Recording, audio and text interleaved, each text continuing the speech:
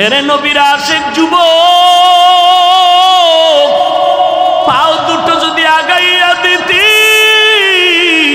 পায়ে হাত রেখে বলতাম, আর আমার নবীর কলিজায় দাড়িতে অস্ত্র লাগায় কষ্ট দিস না রে বাবা। তাকায় দেখ, তোমার মতো কত যুবক জীবনে মাদ্রাসায় পড়ে নাই, স্কুলে পড়ে, কলেজে পড়ে, চাকরি করে, ব্যবসা করে, 5 ওয়াক্ত নামাজি দাড়িওয়ালা। তুমি বলো আছে না নাই?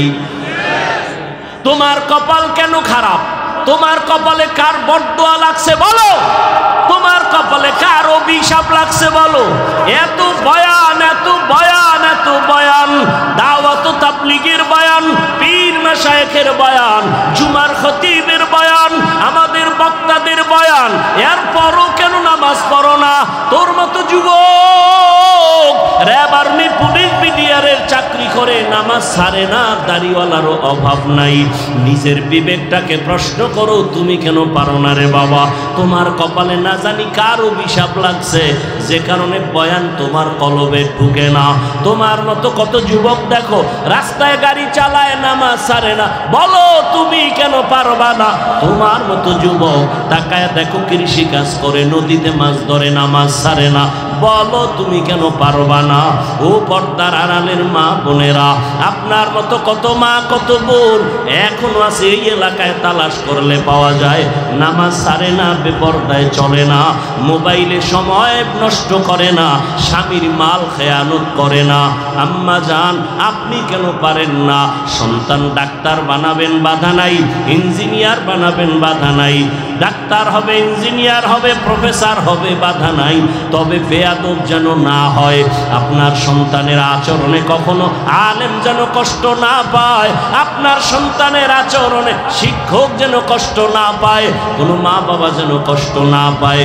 এই 3 জায়গায় যদি কোনো সন্তান বেয়াদবি করে, মরার আগে ধ্বংস চলে আসবে।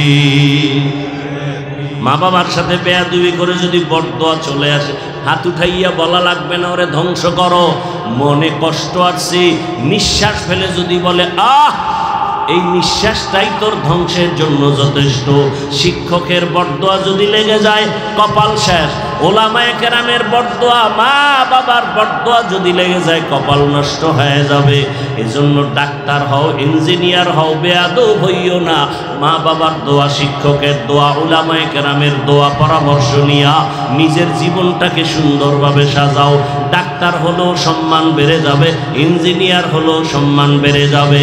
ও আল্লাহর বান্দারা, এখনো সময় আছে, তৈরি হও।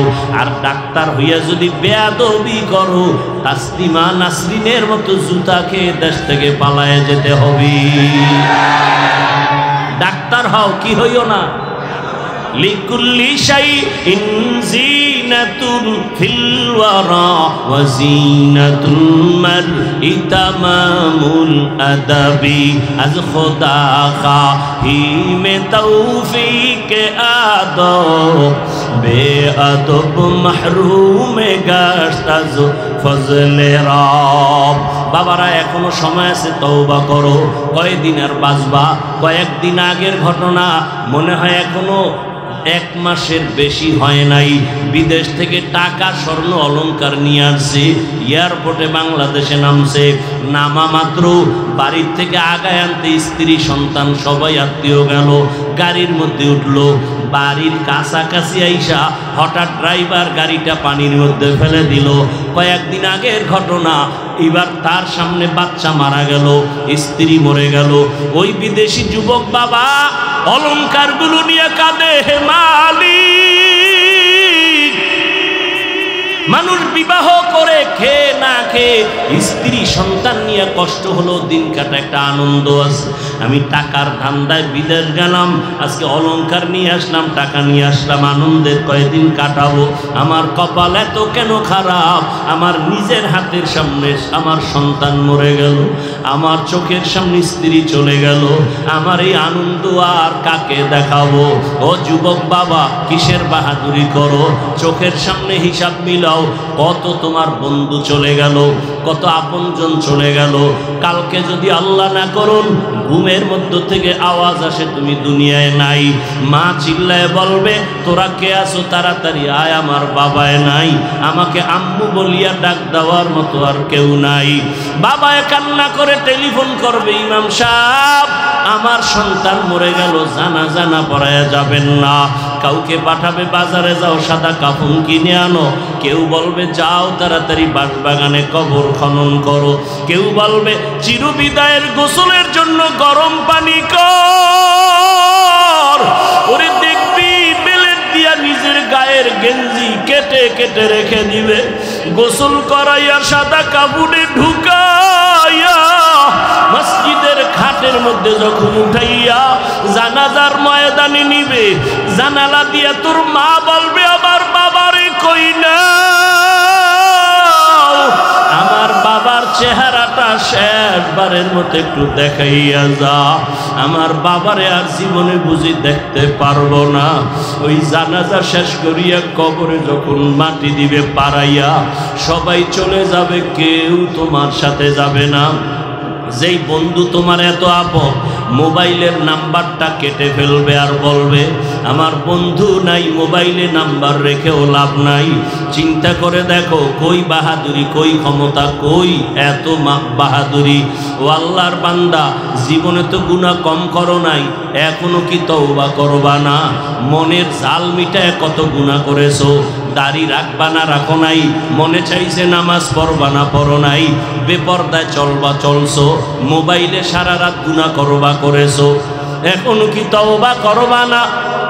যদি আল্লাহর মোহাব্বত অন্তরে থাকে, জাহান্নামের ভয় যদি অন্তরে থাকে, আল্লাহর কাছে মনে মনে বলো হে মালিক জীবনে তো গুনাহ কম করি নাই, আমার মতো যুবক যদি জেনারেল লাইনে থাকিয়া নামাজ পড়ে, ব্যবসা করে, নামাজ পড়ে, চাকরি করে, নামাজ আদায় করে, গাড়ি চালায়, আমি কেন পারবো না? আমার কপালে কাঠ পড়দোয়া লাগলো জানি না।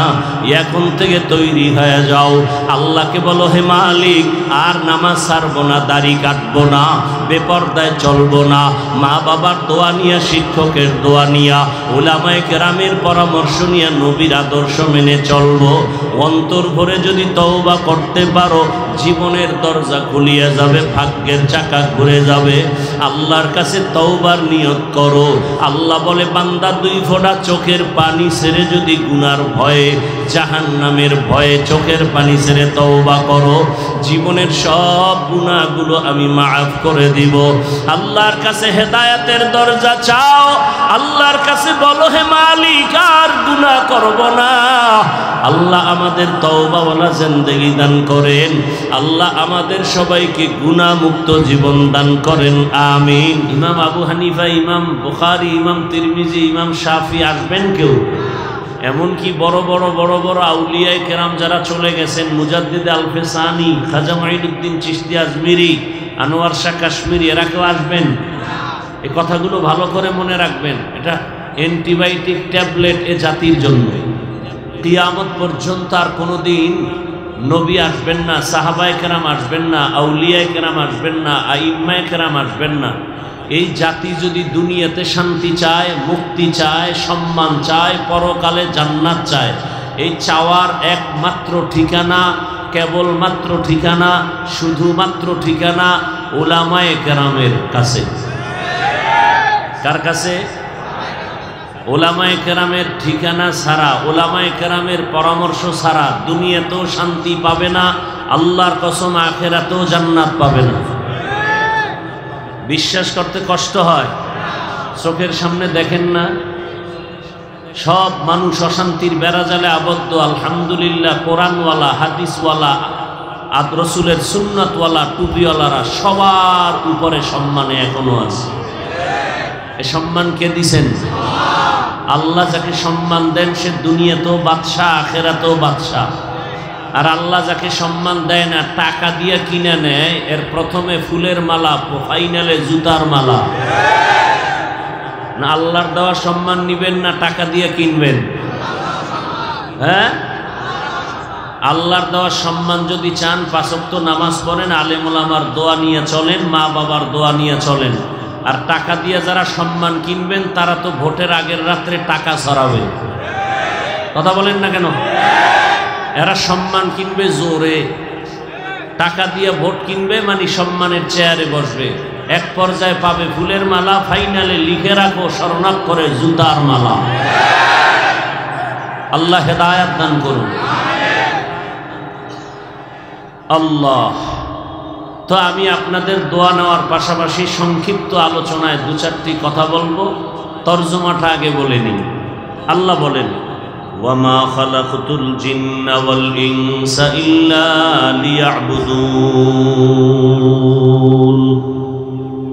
আল্লাহ বলেন, মানুষ ও জিনকে আমি আল্লাহ সৃষ্টি করি নাই, হ্যাঁ করেছি আমার ইবাদতের জন্য। নবীজি বলেন, লা তাআতা লিমাখলুকিন ফি মাসিয়াতিল খালিক। দুনিয়ার কাউকে আল্লাহকে অসন্তুষ্ট করে পৃথিবীর কারো হুকুম মানা হারাম। কাকে অসন্তুষ্ট করে? এটা হলো হাদিসের তরজমা। তরজমা শেষ না ব্যাখ্যা আছে? ব্যাখ্যা কি? ব্যাখ্যাটা উলামায়ে কেরাম, রসুল, সাহাবায়ে কেরাম যেভাবে শিখায় গেছেন ওই ব্যাখ্যা। মন করা কোনো ব্যাখ্যা চলবে? কি ব্যাখ্যা হবে এটা ভালো করে মনে রাখবেন। জুমার দিন বয়ান করতেছি, কেউ বলতেছেন এক বয়ান বারবার কেন?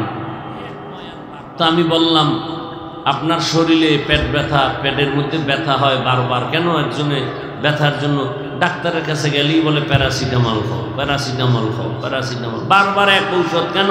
ডাক্তারকে বারবার তেলে পোড়া ভাজা পেঁয়াজু আর পুরি খাও কেন? তুমি রোগ বানাও বারবার, ঔষধ তো একই ঔষধ বারবার খেতে হবে। তুমি নামাজ ছাড়তেছো বারবার, আল্লাহ নামাজের বয়ান একবার করছেন না বারবার? রোজার বয়ান একবার না বারবার? তা তুমি নামাজ ছাড়ো বারবার, নামাজের বিরুদ্ধে বয়ান তো বারবারই করতে হবে। তুমি সুদ খাইতেছো বারবার, সুদের বিরুদ্ধে বয়ান তো বারবার করতে হবে। আর ডাক্তারের চিকিৎসার নিয়ম কি? শরীরের মধ্যে রোগ আছে 10টা, বড় রোগ কোনটা আগে ওইটাকে ধরো।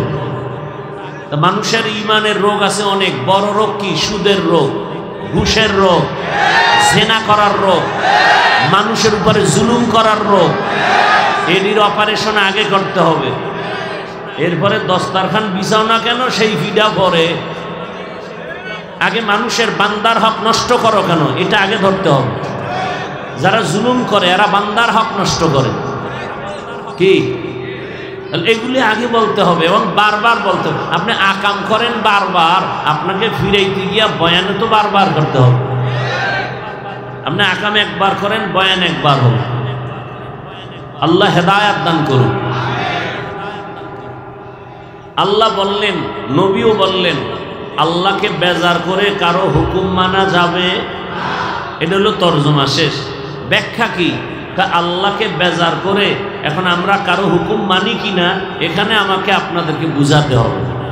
কি বুঝাবো? আল্লাহকে বেজার করে নেতার কথা মানা হারাম। এখন আপনি যদি বলেন নেতার কথা আছে কত নাম্বার আয়াতে, এই কিছু ফাউল মূর্খ মানুষ সমাজে আছে না নাই? নেতার কথা মানা হারাম, হুবহু এই কথা কই আছে? দেখতে নারী চলন বাঁকা, দেখতে নারী। আসলে কি, আপনাকে বয়ান করার তো কথাই ছিল না। বয়ান তো হিন্দুদের করব। আল্লাহ চিনে না, রসুল চিনে না, কোরআন বুঝে না, হাদিস বুঝে না, কিয়ামতের উপরে বিশ্বাস নাই, বয়ান তো তাদেরকে করার কথা। আপনি তো আল্লাহ মানেন, নবী মানেন, কোরআন মানেন, হাদিস মানেন, কাবা মানেন, আখেরাত মানেন, আপনাকে বয়ান করব কেন? অথচ আপনাকে বয়ান করব কেন না, আপনার পেছনে ঘুরতে ঘুরতে ঘুরতে ঘুরতে নিজের সন্তান পরিবারের কোনো খবর নাই, ঘুমের খবর নাই, খানার খবর নাই। সব আলেম আপনাদের নিয়ে ফিকির আর জিকির চলতেছে 24 ঘন্টা। বিনিময়ে আপনারা আলেমগো কি দেন?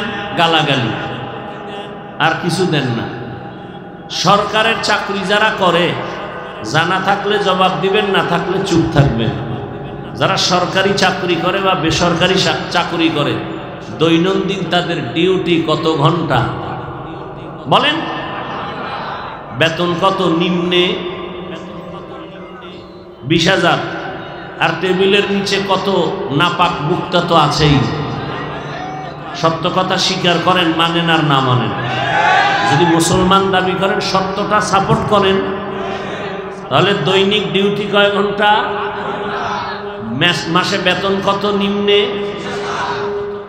সত্য কথা বলবেন, আপনাদের অঞ্চলে মসজিদের ইমাম সাহেবদের ডিউটি কয় ঘন্টা প্রতিদিন? সত্য কথা বলেন, মাসে কত বেতন দেন?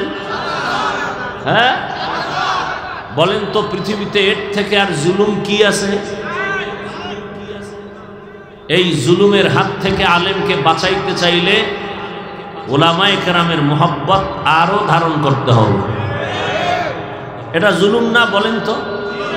কিন্তু দেখেন আলেমরা কতটা সফট। কোনদিন আন্দোলন করছে বলেন? জুমার বয়ানে বলছে এই বেতনের স্কেল বাড়াও, নাইলে আসর থেকে সূরা উল্টা পড়া হবে। কেউ বলছে? একক তো নামাজ না পড়াইতে পারলে রিমান্ড শুরু হয়ে যায়। রিমান্ড, তাই হুজুর গেছিলেন কই? তো ইমাম সাহেব কয় তুমি কে? আমি রিক্সা ড্রাইভার।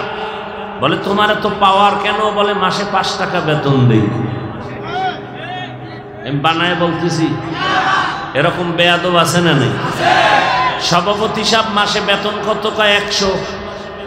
সেক্রেটারি সাহেব সভাপতির থেকে ধনী, তিনি কত দেন? বলে 50। বেশি দেন না কেন? কয় সভাপতির থেকে বেশি দিলে বেদবি হবে। কি? আচ্ছা, আমি বয়ান তো এখনো ফাইনাল শুরু করি নাই। শুধু এই কথাগুলো আগামী জুমায় যদি কোনো ইমাম সাহেব মসজিদে শুরু করে বলা সুদের বিরুদ্ধে, কমিটি কি বলবে? 1 মাসের ছুটি। ঠিক নেই? কারণ হলো শিয়ালের হাতে মুরগি দিলে কয়দিন পরে আমানত পাবেন? হ্যাঁ, শিয়ালের হাতে মুরগি আমানত দিলে যা হয়, এই জমিনে মাদ্রাসার চাবি আর মসজিদের চাবি আর ধর্মের চাবি সুদখোর বেনামাজি ঘুষখোরের হাতে দিলে তাই হবে।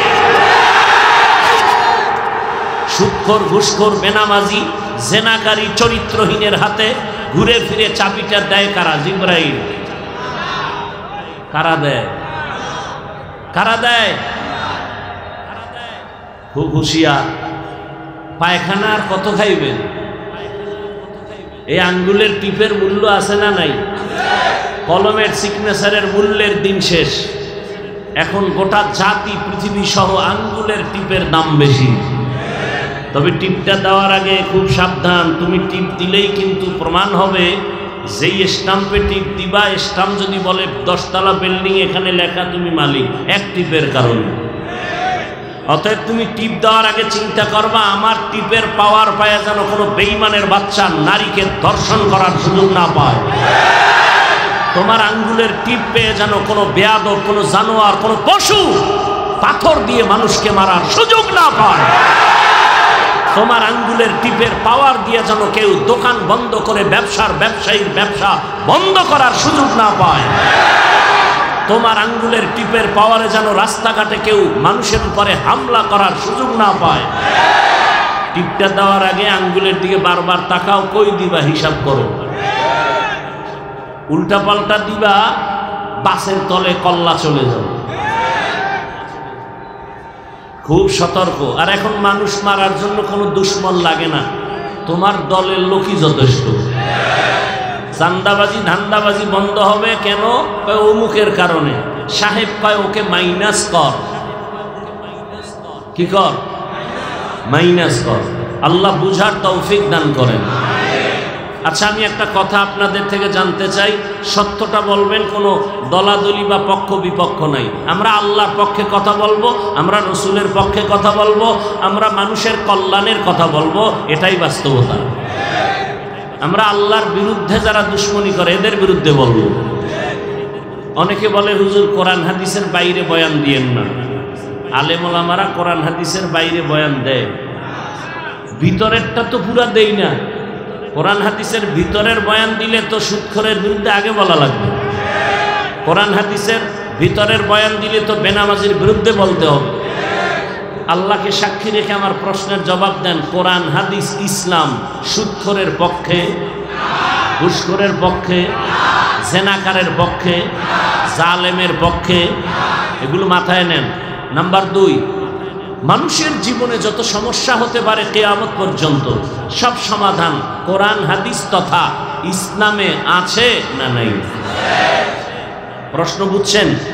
মানুষের জীবনে যে কোনো সেক্টরে যে কোনো পরিস্থিতিতে সমস্যা হতে পারে না? পারে না?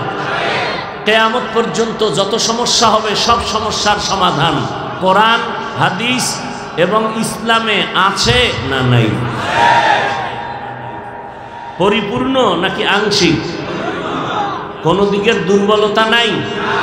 আমার তো মনে হয় আপনারা জেনে শুনে জবাবটা দিচ্ছেন না। ভালো করে বুঝে শুনে দেওয়া উচিত।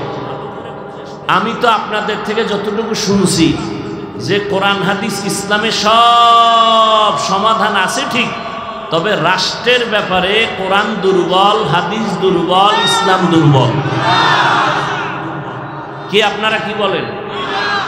এখন ঠিক করেন। এখন আল্লাহর কোরআন, রসুলের হাদিস বা ইসলাম রাষ্ট্রের ব্যাপারে দুর্বল। আপনারা কি দুর্বল কোরআন মানেন? আপনারা কি দুর্বল ইসলাম মানেন? তো কেন বলেন ইসলামে রাজনীতি নাই? ভালো করে লিখে রাখো, পৃথিবীতে রাজনীতি বলতেই শুধু ইসলামী রাজনীতি। ইসলামের রসুলের আদর্শের রাজনীতি পাক, আর সব রাজনীতি নাপাক। যেই রাজনীতিতে রসুলের আদর্শ নাই ওটা রাজনীতি নয়, দুর্নীতি আর পেটনীতি। খোদার কসম, যুবকদেরকে অর্ডার দিয়ে গেলাম, মোহাব্বতের অর্ডার, 200 টাকা ব্যয় করে ব্যানার বানাও 2 ফিট আর 3 ফিট, ব্যানারে স্লোগান লেখো আর বাজারে বাজারে টানাও, পৃথিবীতে শ্রেষ্ঠ রাজনীতি ইসলামী রাজনীতি, আর বাকি রাজনীতি নাপাক, ইসলামী রাজনীতি পাক। ব্যানার টানাও। নাম্বার 2, আর এক ব্যানার বানায়, স্লোগান বানায় লেখো, কিয়ামত পর্যন্ত যতদিন এই জমিনে ইসলাম কায়েম হবে না, রসুলের আদর্শ বাস্তবায়ন হবে না, ততদিন পর্যন্ত কোনো চাপাবাজি চলবে, শান্তি জমিনে আসবে না। লেখো, ব্যানার বানাও। আল্লাহ হেদায়াত দান করুন। এবার আর একটু জিজ্ঞাসা করি, সুলাইমান নবীর নাম শুনছেন? গোটা দুনিয়া পরিচালনা করছেন, কোরআনে ঘটনা আছে না নাই? ইউসুফ নবী মিশরের অর্থমন্ত্রী থেকে দায়িত্ব পালন করেছিলেন, জানেন? কোরআনে ঘটনা আছে? আছে। জুলকারনাইন বাদশাহ গোটা দুনিয়া পরিচালনা করছেন, আল্লাহর কোরআনে আছে? সত্য কথা মানেন আর না মানেন, স্বীকার করেন, আছে? আমার রসুল, আপনার রসুল মদিনার রাষ্ট্র চালাইছেন, ইসলামে আছে? আবু বকর, ওমর, ওসমান, আলী রাষ্ট্র পরিচালনা করেছেন, এ কথা ইসলামে আছে? আল্লাহ বুঝার তৌফিক দান করেন। ভালো করে মনে রাখবেন, আজকে নাস্তিক বেঈমানরা আপনাদের ব্রেনে কি ঢুকাইছে জানেন? বলে আগুন আর পানি কোনোদিন এক হতে পারে না। তাহলে ইসলাম রাজনীতি এটাও এরকম আগুন পানির মতো আলাদা। আজকে থেকে লিখে নাও, চিনি আর পানির সাথে যেমন সংযুক্ত মিল, ইসলাম আর রাজনীতি তেমন একসাথে মিলানো মিল। আর উদাহরণ নাও, সূর্যের সাথে আলো যেমন লাগানো, ইসলামের সাথে ইসলামী রাজনীতি, রাজনীতির সাথে ইসলাম তেমন লাগানো। ফুলের সাথে ঘেরান যেমন লাগানো, ইসলাম আর রাজনীতি তেমন লাগানো। ফুলের ঘেরান আলাদা হলে যেমন ফুলের কোনো মূল্য নাই, রাজনীতির থেকে আল্লাহর কোরআন বাদ দিলে রাজনীতির কোনো মূল্য নাই। আল্লাহ বুঝার তৌফিক দান করেন। এইবার যাগো মনে মনে একটু কষ্ট এক কথায় দূর করে দিই। একটা পয়েন্ট বলবো, খুব খেয়াল করবেন, নাইলে পেছে পড়বেন। এখানে বহু আল্লাহর বান্দা আছেন, দাড়ি নাই, নামাজ পড়েন নাই, ফজর পড়েন নাই, জোহর পড়েন নাই, আসর পড়েন নাই, মাগরিব পড়েন নাই, এশা পড়বেন কিনা আল্লাহ ভালো জানেন। তো এখন শুনেন, একজনে নামাজ পড়ে না, তাকে গালি দেওয়া যাবে না। আর একজনে নামাজ পছন্দ করে না, তাকে ছাড় দেওয়া কেন? যে নামাজ পড়ে না সে মুমিন, অন্তরে আগ্রহ আছে। যে নামাজ পছন্দ করে না সে বেঈমান। ব্যবধান আছে না নাই? একজনে দাড়ি রাখে না আর একজনে দাড়ি পছন্দ করে না। যে রাখে না সে মুমিন, গালি দেওয়া যাবে না। যে বিরোধিতা করে, পছন্দ করে না, সে বেঈমান, তাকে ছাড় দেওয়া যাবে না।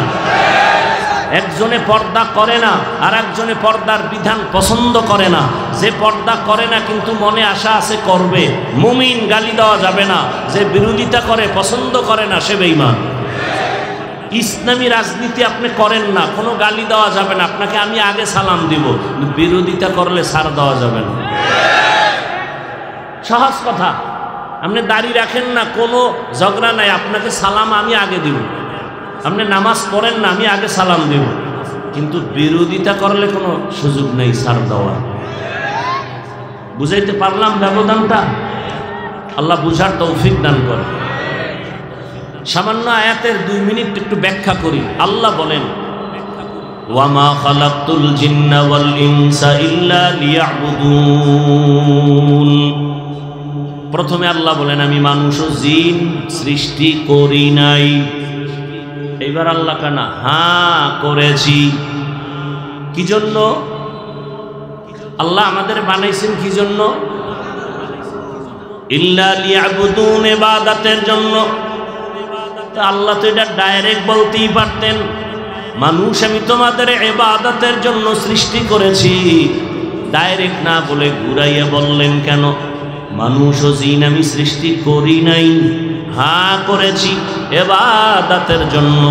আল্লাহ ঘুরাইয়া কেন বলেছেন? ফি'লুল হাকিম লা ইয়াফনু আনিল হিকমাহ। আমার আল্লাহ বুঝাইতে চাইলেন, হে মানুষ, তোমার জেহেনকে পুরা খালি করো। দুনিয়ায় তোমাকে পাঠানোর একটাই মাত্র কারণ, তোমার একটাই কাজ, আর কোনো কাজ নাই। এজন্য আগেই বললাম তোমাকে বানাই নাই। বলা মাত্রই তোমার কান সজাগ হয়ে গেছে। কি কয়? বানাইয়া বলে বানাই নাই। তার মানে আল্লাহ বুঝায় তোর জীবনে মরণ পর্যন্ত কাজ হবে একটা, ভিন্ন কোনো কাজ নাই। ও কাজের নাম হলো ইবাদত। কাজের নাম কি? আবার এখানে ওলামায়ে কেরাম কি বলছেন? ইবাদতের ব্যাখ্যায় বলছেন, লিয়াবুদুনা লিয়ারিফুন। আরাফা ইয়ারিফু থেকে মারিফাত। আল্লাহ বলেন, আমি মানুষ সৃষ্টি করেছি একমাত্র মারিফত অর্জন করানোর জন্য। কি জন্য বলেন? মারিফত। মারিফত মানে পরিচয় লাভ করা। কার পরিচয়? জোরে বলেন, আল্লাহর পরিচয়। তাহলে মারিফত। এখন যারা আমাদের সমাজে যদি কেউ বলে মারিফত বলতে কিছু নাই, আর আমি দলিল দিয়া গেলাম আল্লাহ মানুষ বানাইছেন মারিফত অর্জন করার জন্য। ওয়ামা খালাকতুল জিন্না ওয়াল ইনসা ইল্লা লিয়ারিফুন। প্রশ্ন যদি করা হয় তো আল্লাহ ডাইরেক্ট বললেই তো হইতো। ইয়াবুদুনের ব্যাখ্যায় গিয়া কেন বলা হলো? ডাইরেক্ট যদি বলতেন আমি মারিফতের জন্য বানাইছি, ঘুরাইয়া বললেন কেন? মুফাসসিরিনে কেরাম বলেন, মারিফত অর্জনটা ইবাদত ছাড়া হবে না। শরীয়তরা মুকদ্দম দার আকনু মারিফত আজ শরীয়ত নিসত বেরু। শরীয়ত হো তরিকত হো তমামি, हकीकत में मोहम्मद की गुलामी। মারিফত অর্জন করা শরীয়তের আমল ছাড়া, ইবাদত ছাড়া হবে না। দেখেন আল্লাহ কত কুদরতের ইলমওয়ালা। যদি ডাইরেক্ট বলতেন তাহলে ইবাদত লাগে না। বর্তমান সমাজে বহু মারিফতের সম্রাট আছে, ইবাদত নাই। আছে না নাই? নামাজ নাই, রোজা নাই, তেলাওয়াত নাই। অলিকুল শিরোমণি মুজাদ্দিদে জামান আছে না নাই? ইবাদত ছাড়া কোনোদিন মারিফত অর্জন হবে? গাভীর দুধের মধ্যে মাখন আছে না নাই? আছে। আচ্ছা, আপনি 20 কেজি দুধ একটা পাত্রে রাখলেন আর বললেন এই দুধের ভেতরে মাখন আছে, ঘি আছে, ছানা আছে। একজনের কথা আমি ভিতরে খুঁজি, তো হাত দিয়ে খুঁজতেছে, খুব খুঁজতে খুঁজতে ঘাম ছুটায় ফেলছে। 24 ঘন্টাও যদি খুঁজে এক চিমটি মাখন পাবে, ঘি পাবে, তার মানে দুধের মধ্যে মাখন আছে কথা মিথ্যা। সত্য? কত পার্সেন্ট সত্য? 100% সত্য। দুধের মধ্যে মাখন আছে, তবে দেখা যায় ওভার 100 না, কোটি 100 সত্য শরীয়তের মধ্যে মারিফত আছে, দেখা যায় না।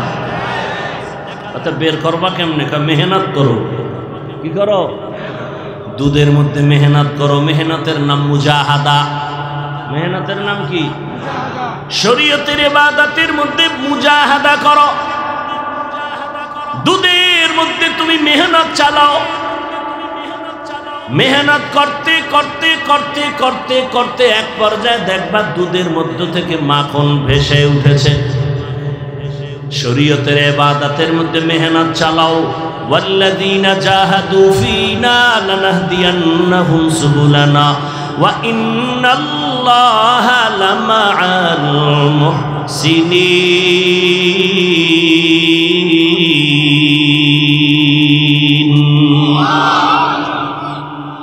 মুজাহাদা করলেই দেখবা চেষ্টা করতে করতে করতে করতে এক সময় মারিফতের দরজা খুলে যাবে।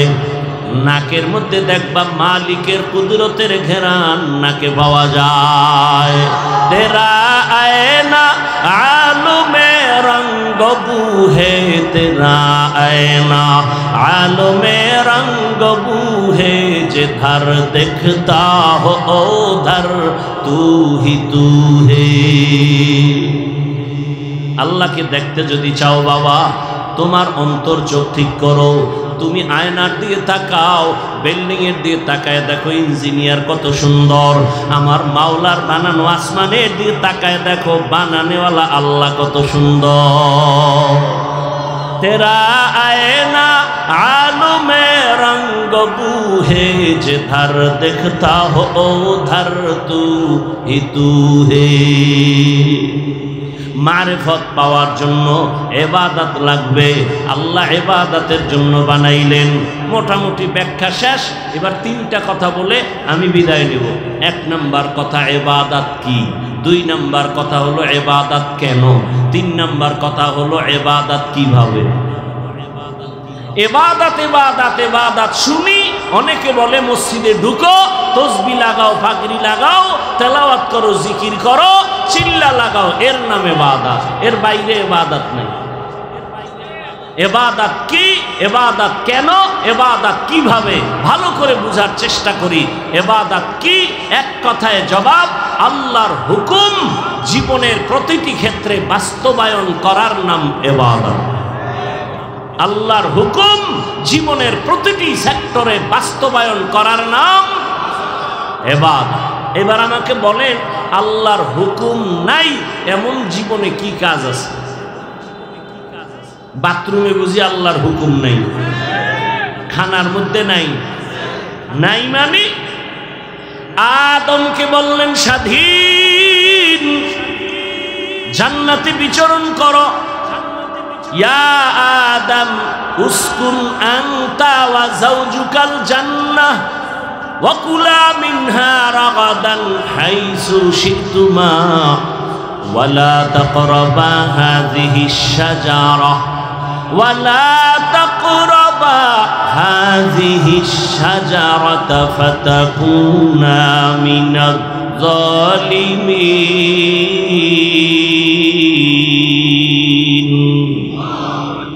আদমকে বললেন তুমি আর তোমার স্ত্রী জান্নাতে বিচরণ করো, ঘুরো মনের আনন্দে, এবং মনে যখন যা চায় মনের মতো খাও।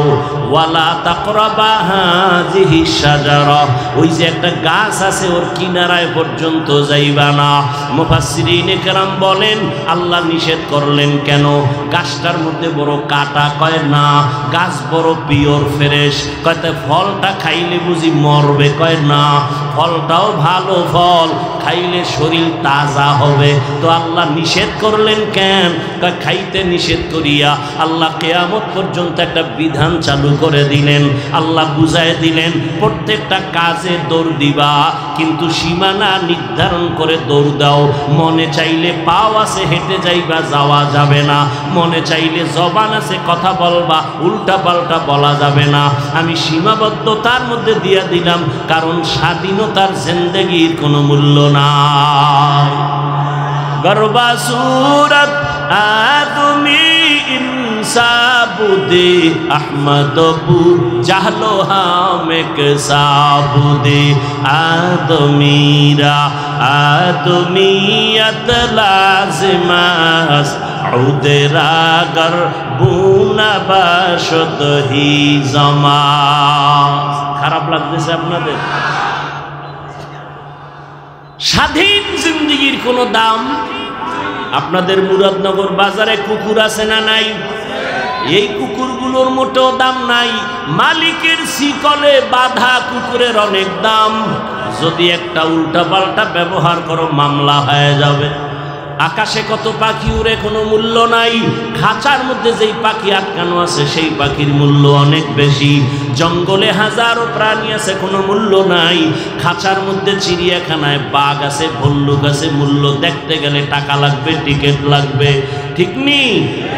এরে আল্লাহর বান্দা, সমুদ্রের ভেতরে কোটি কোটি ধরনের মাছ, ওই মাছগুলোর মূল্য নাই। মালিকের জালে আটকানো পরে মুরাদনগরের বাজারে এসে যেই মাছগুলো নামলো, এই মাছগুলোর দাম কম না বেশি? স্বাধীন জীবনের কোনো দাম নাই। যেই মানুষটা কালেমার রশি গলায় লাগাইয়া রহমতের নবীর আদর্শ মেনে চলবে, ওই মানুষটা দুনিয়ায় বাদশাহ, আখেরাতেও বাদশাহ।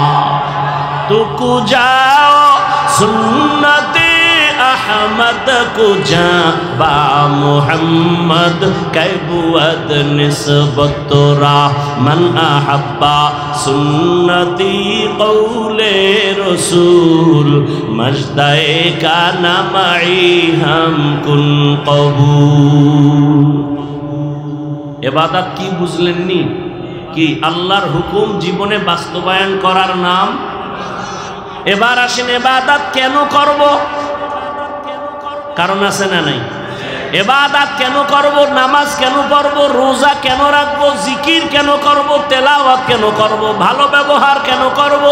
সব ইবাদতের কারণ, একমাত্র কারণ হলো রেজায়ে মাওলা,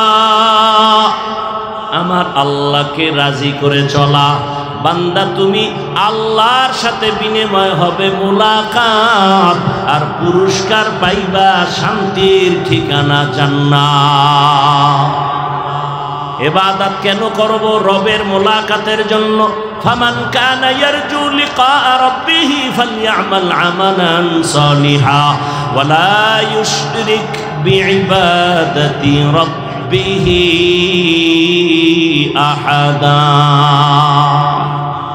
রবের সাথে মোলাকাত যদি করতে চাও, আল্লাহ বলেন বেশি বেশি নেক আমল করো। তবে খবরদার, রবের ইবাদতের মধ্যে শিরিকের গন্ধ যেন না থাকে, কারণ যারা শিরিক করবে তাদের জন্য জান্নাত হারাম। ওয়া ইউশরিক বিল্লাহ ফাকাদ হারামাল্লাহু আলাইহিল জান্নাহ। ইবাদত কার জন্য? আল্লাহর জন্য। নামাজ পড়ি আল্লাহকে খুশি করার জন্য। জীবনে কত সেজদা দিছি, একটা সেজদাও যদি অন্তর বলে কবুল হয় নাই। হাজারো সেজদার মধ্যে একটা সেজদায় যদি আল্লাহ খুশি হয়ে যায়, আমার জান্নাত অজীব হয়ে যাবে। আসলে আমরা যা করি এর মূল হিসাব হলো আল্লাহকে খুশি করা। আল্লাহ ছোটখাটো একটা কাজে যদি খুশি হয়ে যায়, জান্নাত রেডি। গুনাহগার আল্লাহর এক বান্দি, নারী না পুরুষ, জীবনটা ভরে শুধু গুনাহ গুনাহ গুনাহ, এলাকার সবাই জানে। এর মতো একটা চরিত্রহীনা নারী এলাকায় নাই। এত বড় গুনাহগার বান্দি, এমন কোনো গুনাহ নাই করে নাই। রাস্তাঘাটে ওপেন খোলামেলা চলে, মানুষের চরিত্রের উপরে হামলা করে এমন এক জাহান্নামী নারী রাস্তা দিয়ে যায়, হঠাৎ তাকায় দেখে রাস্তার পাশে একটা কুকুর কান্না করে পানির পিপাসায়। জাহান্নামী বখাটে নারীটার অন্তরে মায়া লাগছে, আমি একটু কুকুরটারে পানি পান করানোর ব্যবস্থা করি। কোথায় পাবো পানি? আল্লাহর বান্দি গুনাহগার দৌড়াচ্ছে, ঘুরতে ঘুরতে একটা পানির কূপ পেয়ে গেল। পানির কূপ কাছে গিয়া দেখে পানি অনেক নিচে, উঠানোর কোনো পাত্র নাই। পায়ে ছিল চামড়ার মোজা, মোজাটা খুলিয়া মোজার মধ্যে পানি উঠাবেন, কিন্তু পানি আরো নিচে।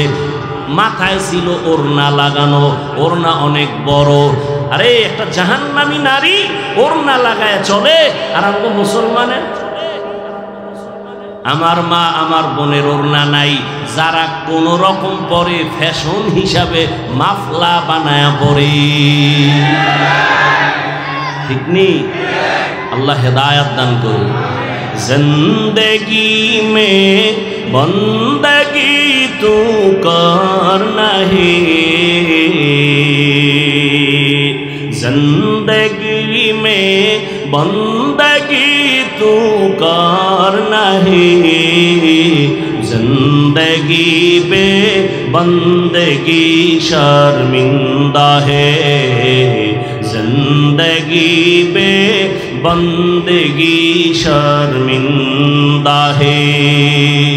दुनिया में हो दुनिया का तलबगार ना हो, बाजार से गुजर हो खरीदार ना हो। ये दुनिया एक मिसले कागज फूल है, ये दुनिया एक मिसले कागज फूल है। जिंदगी में बंदगी तू करना है, जिंदगी में बंदगी तू करना है,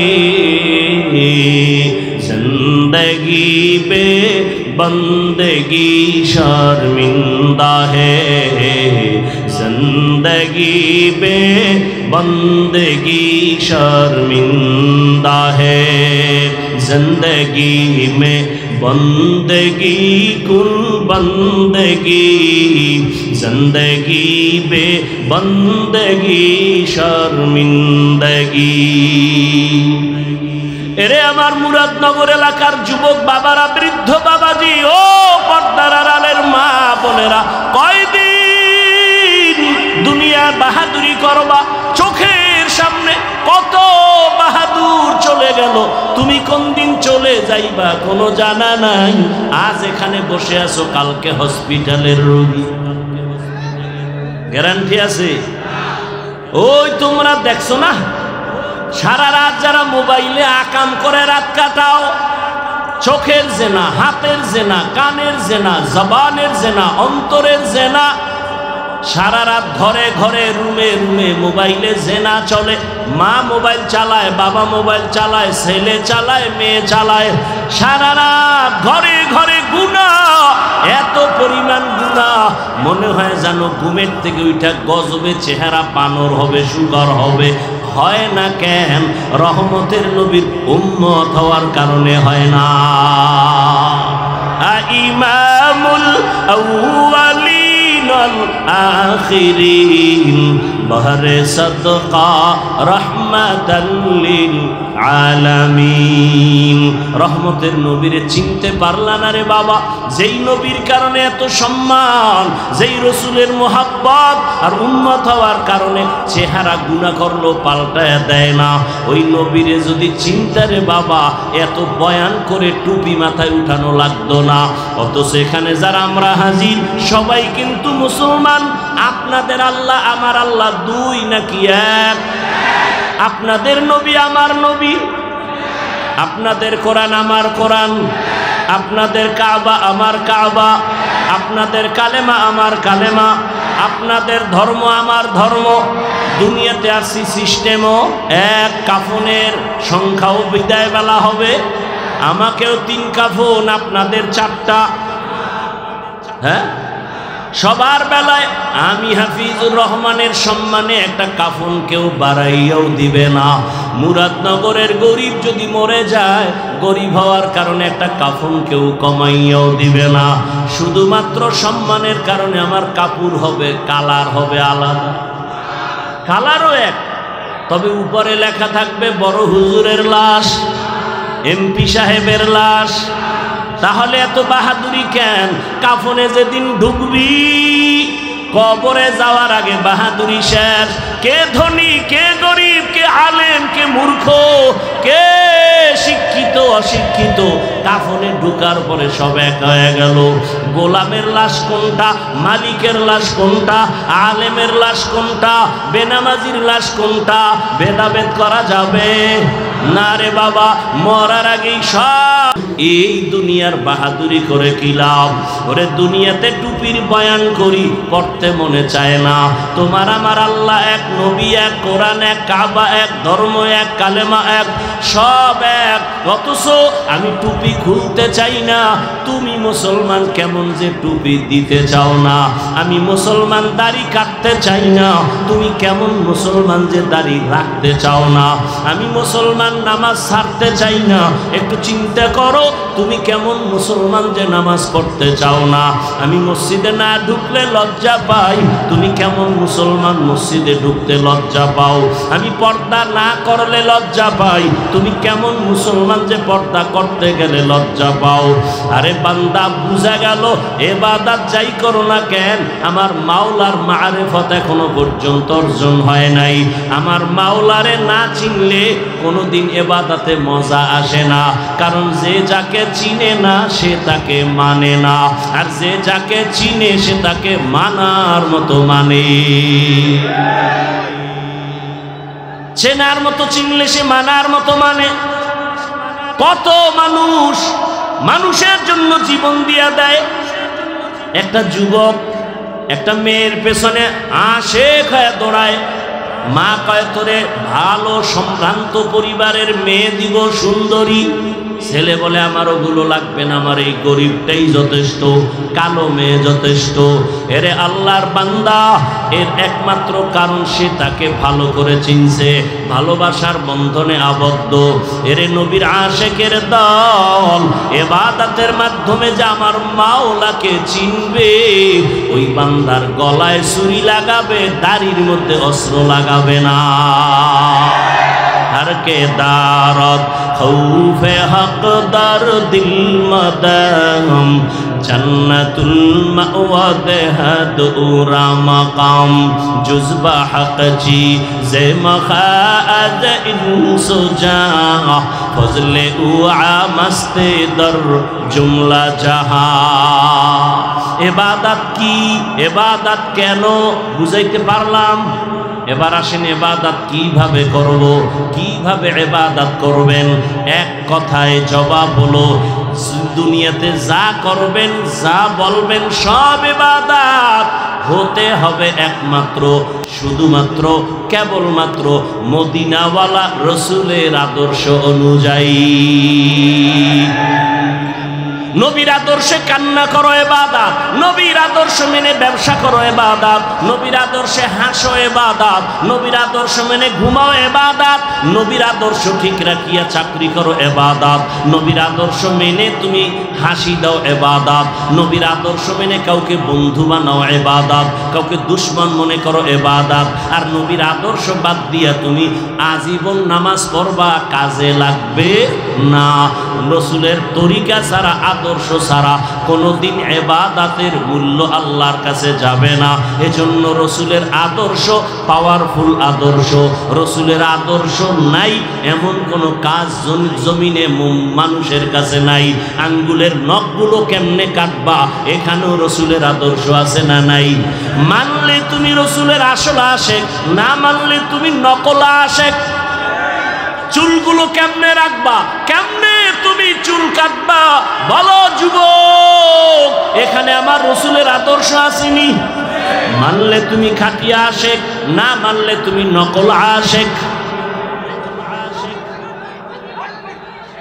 কি এনে কি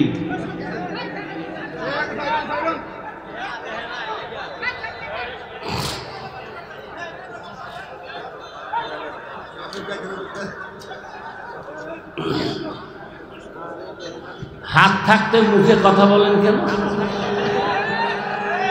আওয়াজ হবে কেন? আওয়াজ ছাড়া সাইজ করে বলেন। এই সব ঝামেলা মোবাইল। আল্লাহ হেদায়াত দান করুন। ভাইরা আমার, তাহলে ইবাদত হবে কার আদর্শে? রসুলের আদর্শে। রসুলের আদর্শ বাদ দিয়া নামাজ পড়লে ইবাদত হবে? একজনে মাগরিবের নামাজে দাঁড়াইয়া চিন্তা করলো 3 রাকাত বেজোর হইয়া লাভ কি, আল্লাহরে আরো 2টা সেজদা বাড়াইয়া জোর বানায়া 4 রাকাত করি, নামাজ হবে নি? কেন? রসুলের আদর্শের মধ্যে নাই। একজনে 30 রোজা রাখতে যাইয়া আবেগ বাইরে গেছে, কয় যেহেতু 30টা পারছি 31টা কেন পারুম না, পরের দিনও রোজা রাখি। ঈদের দিন রোজা রাখছে, সওয়াব হবে নি? কেন হবে না? রসুলের আদর্শের মধ্যে নাই। আর আমার রসুলের আদর্শ কেমন? জমিনে এক কথা, ওই যে মনে আসেনি প্রথমে যেভাবে বলছিলাম তেমন ভাবে ব্যানার বানাইয়া স্লোগান লাগাও, দুনিয়ার সবার আদর্শ না পাক, একমাত্র মদিনাওয়ালা রসুলের আদর্শই পাক। ওগো নবীর উম্মতেরা,